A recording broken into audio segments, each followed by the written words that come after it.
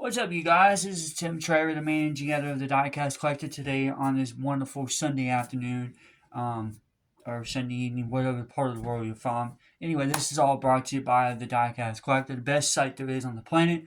Please feel free to check us out on Twitter, which would be known as X, Tim_Traver, on Facebook.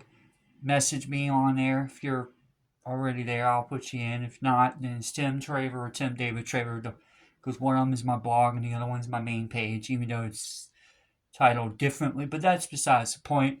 Also, here, just subscribe, share, subscribe, tap the bell for notifications, set them thing on both channels, and do the which helps the algorithm. None of this stuff can happen without your support. Anyway, let's get embodied into this piece of this business. So anyway, we got a couple of a 97 Mustang Cobras. Only reason why I'm doing a 97 because it came out in 98. So it kind of repetitively makes sense. Also, I tried to figure that out. I tried to search up this particular Hot Wheel. I couldn't find it. So I'm just going with what it says on the thing.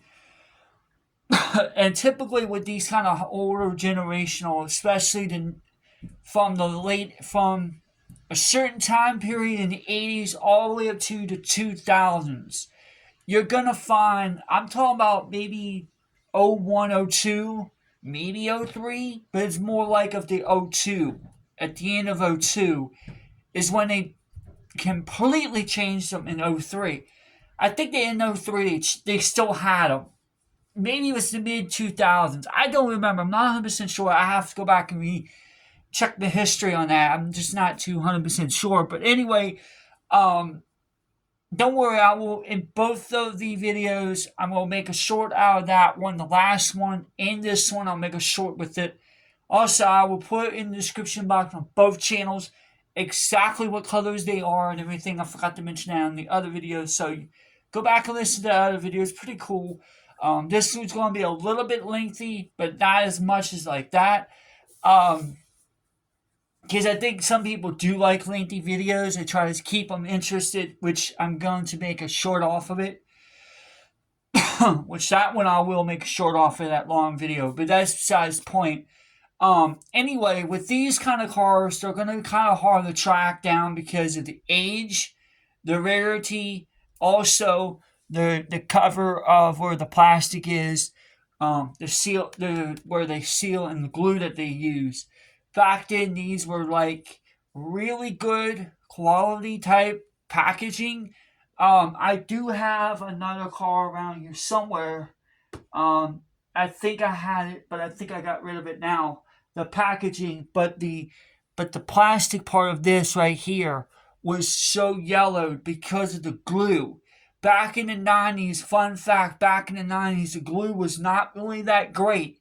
You gotta remember, these came out in 60s and 70s, and 80s and 90s. The glue is still the same to this very day. That's why they're trying to do different things now to make the glue a little bit more, have a little bit more clearing on it, and not to mention it doesn't tend to mess up. So that's another reason why you have to watch when you put them in the sunlight versus in a cooler climate or a hot climate, because it just varies and it just wears on the part of the cart, the thing and everything, on the part of the plastic. That's why the glue is so hard sometimes to peel off, because of how it's been sitting for a long period of time. Also, you want to watch out for is cars that has like scrapes and dents and stuff on them, or some of them have wheel broke or bent or whatever. And if you're a customizer, great, that's fine, that's cool, and you can put it right back in, give it to somebody else, and that's cool. I'm not saying anything negative, I'm just saying opinion. I'm just stating opinion and fact. That's what this channel is all about: facts and opinions. Nobody is not going to get their feelings hurt on both channels. It's just be respectful and kind to the community I'm trying to build. I learned a lot off of some other YouTubers. I can't mention their names because due to the nature of them, the channels and whatnot, I will have to ask them. I have permission off two of them, but I'm not going to mention their names. It's just that I'm just trying to keep everything strictly professional, and that's the way I am. But back to what these were. These were some of the best cars in the 90s, my personal opinion. Now, great, the modeling is a little bit different than today's. Today's stuff is not as good as it is about 20 something years ago or 30 years ago, depending on what era that the car you have or the car of today. So, anyway, this is just like a retrospect part that I'm showing y'all something cool and very unique for the time.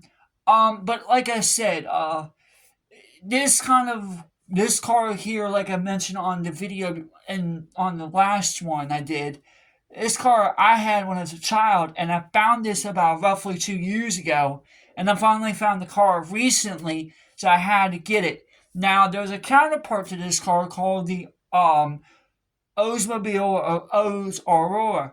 I'll do another video on that another day, and I'll get the car. I'll try to see if I can find the car in the tote somewhere, and I'll pull them out, and we'll do a cool video on them, and then we'll put them together and do all that stuff, update video, anything. But anyway, guys, this is about all the time I got. This is about 6 minutes and some change. That's pretty cool. Let's see how many views we'll get off of this. Anyway, please feel free to hit the like, subscribe, tap the bell for notifications, set that thing on, all, and do the same thing on the Diecast Collective as well. Without your general support, none of this stuff can happen. Remember, this is all on my dime. This is not publicly funded yet. It will be eventually, but right now it's all on my dime. So until next time, guys, I'm being transparent about everything. But until next time, we're out.